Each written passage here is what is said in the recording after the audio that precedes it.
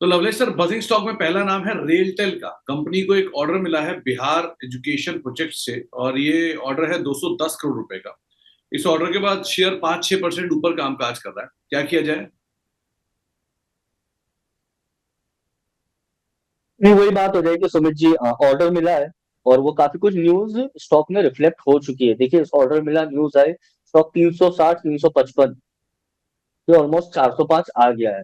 वही बात हो जाएगी कि हम एक भागते हुए स्टॉक में बैठ रहे हैं जहां पर रिस्क रिवॉर्ड फेवरेबल नहीं रहेगा, क्योंकि स्टॉक ने ऑलमोस्ट एक, आप देखिए, 10% तो रिटर्न दे ही दिया है पिछले 3 दिनों में। कूल ऑफ होने दीजिए। मेरे ख्याल से ऊपर में इसके 405 410 के आसपास रेजिस्टेंस भी है।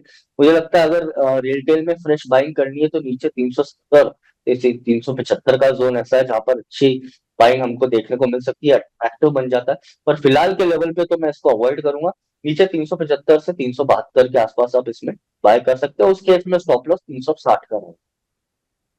तो 360 तक का एक स्टॉप लॉस यहाँ पर आप मेंटेन करिए और उसके हिसाब से आप स्टॉक को देखिएगा। अलंबिक फार्मा ये दूसरा नाम है। कंपनी को एक ईआईआर मिला है और उस ईआईआर के बीच में स्टॉक को में एक रिएक्शन देखने को मिल रहा है। आप कैसे देख रहे हो अलंबिक फार्मा को?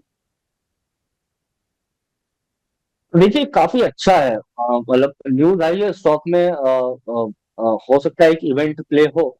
और अच्छी बात ये है कि स्टॉक में वोलैटिलिटी कम हो रही है। वोलैटिलिटी बोले तो 1050 से लेके 920, ऑलमोस्ट एक 10% की जो रेंज थी, 10% की रेंज थी, वो काफी कुछ कम होते जा रही है। अब वो रेंज आ गई है 960 रुपए से 935 रुपए। तो ये जो एक 10 से 12% की रेंज थी, ये अब 3 से 4% पे आके स्क्वीज हो गई है। तो इसको हम बोल सकते हैं कि इसमें एक थ्रस्ट या मोमेंटम थ्रस्ट देखने को मिल सकता है। इसका ब्रेकआउट पॉइंट है 972, 973 आप मान लीजिए। 973, 973 के ऊपर निकलता है तो डेफिनेटली इसमें बाय करें। 1040 का टारगेट देखने को मिलेगा।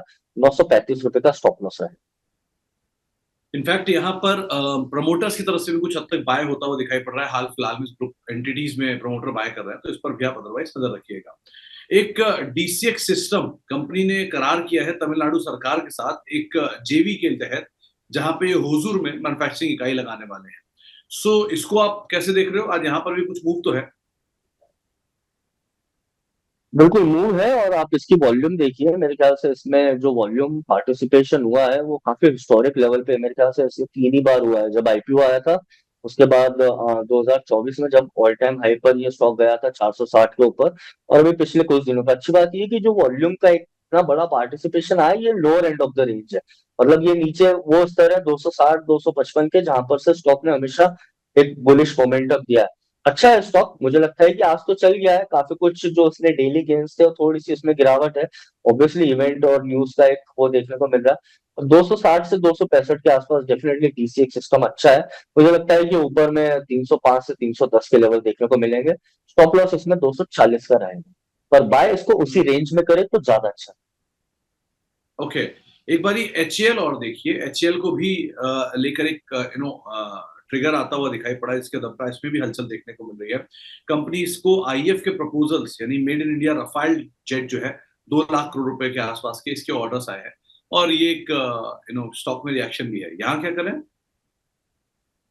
है। डेफिनेटली देखिए, एचसीएल की तो ऑर्डर बुक इतनी है मेरे ख्याल से। अगर आप सिर्फ ऑर्डर बुक के बेसिस पर ही जाएं तो ये मेरे ख्याल से स्टॉक में एक नॉर्मल इवेंट हो जाएगा, क्योंकि इसमें जो वैल्यू अनलॉक हो रही है वो 2029 2035 का प्ले देखे तो एज अ डिफेंस में अगर मेरी पिक होगी तो एचसीएल होगी। तो ये ऑर्डर जो मिला, उसके न्यूज का जो अट्रैक्शन है पिछले 3 से 4 दिन में तो देखने को मिल गया। ऑब्वियसली स्टॉक एक 4400 के लेवल से अभी 4800 तक आ गया। अच्छा खासा एक ट्रैक्शन देखने को मिल गया। आज प्रॉफिट बुकिंग आ रही है। मुझे लगता है ये जो गैप बना है, इसका जोन है 4745 के आसपास। जो एक गैप छोड़ा है, वहां पर अच्छा बन जाता है। जब भी मार्केट में ये स्टॉक एक गैप पे वापस आता है, एक ट्रैक्शन देखने को मिलता है। डेफिनेटली अच्छा है। मुझे लगता है कि अपसाइड अभी भी है। डिफेंस स्टॉक्स में तेजी और बनी रहेगी। 100 इसमें भी ऊपर के लेवल देखने को मिल सकते हैं। बस आज थोड़ा सा वेट करिए, स्टॉक में प्रॉफिट बुकिंग होगी। नीचे आपको 4740 के आसपास मिले तो डेफिनेटली एचएल एक अच्छा बेट बन जाएगा स्टॉक।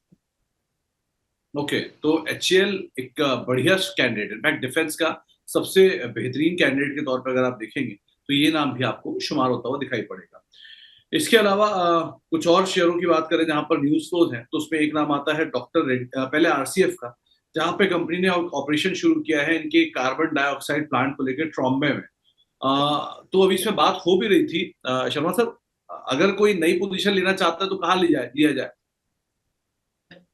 जी हाँ, मैंने इसमें 2 लेवल बताए थे। नीचे में अगर आपको ये स्टॉक 145 से 147 पे मिले तो वहां पर बिल्कुल डेफिनेटली कर सकते हैं, क्योंकि स्टॉक मीन रिवर्टिंग है।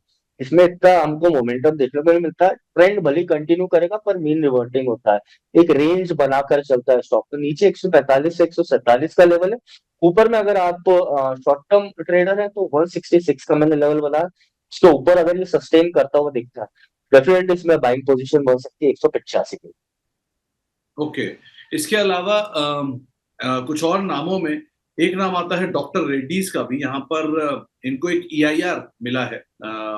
इनकी एक ऑब्जर्वेशन मिला इनफैक्ट यूएस एफडीए की तरफ से बायोलॉजिक्स प्लांट को लेके हैदराबाद में। तो कुछ हद तक तो नेगेटिव है, 1.5-2% नीचे कामकाज कर रहा है।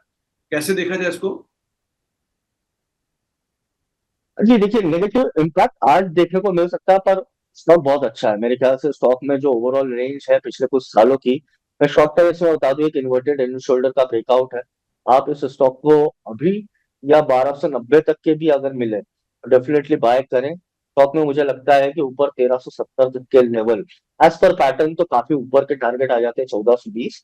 तो 1290 1300 के आसपास इसमें बाय करें। ऊपर में मुझे लगता है कि 1400 तक का टारगेट है। नीचे में स्टॉप लॉस भी काफी फेवरेबल है। 1290 से मैं यहाँ पर अगर 3% या 2% भी रिस्क मानूं, 1270 का एक स्टॉप लॉस बन जाएगा। और रिस्क रिवॉर्ड के हिसाब से ये अच्छा भी है शॉर्ट टर्म में। डेफिनेटली बाय की सलाह रहा हूँ इस पे। तो आपको एक राय यहाँ पर दी गई है डॉक्टर रेड्डीज के लिए भी। और एक लास्टली जेएसडब्ल्यू एनर्जी को और देखिए, यहाँ पर भी इनकी एक रेटिंग के अंदर अपग्रेड आता हुआ दिखाई पड़ा है। ये इकरा ने इनकी रेटिंग को रीअफर्म किया है, AA स्टेबल रेटिंग दी इनके एनसीडीज को। इसको आप कैसे देख रहे